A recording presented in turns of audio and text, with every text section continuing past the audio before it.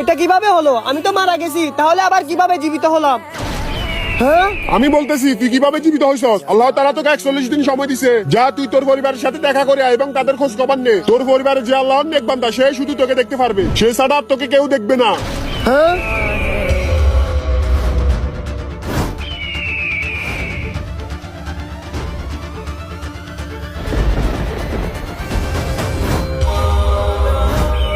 আরে এ তো আমার ছোট ভাই, ও নিশ্চয় আমাকে চিনবে। আরে ছোট, তুই কি আমাকে দেখতেছস? ছোট, তুই কি আমাকে দেখতেছস না? ছোট, তুই কি আমাকে সত্যি দেখতেছস না? ছোট যাস না, ছোট যাস না, ছোট। হ্যাঁ, দেখতেছস মরার পর কেউ কাউকে চিনতে পারে না। তুই তোর পরিবারের কাউকে ইসলাম শিক্ষা দিস নাই, এই জন্য তোর পরিবারে কেউ তোকে চিনতে পারে নাই। হ্যাঁ।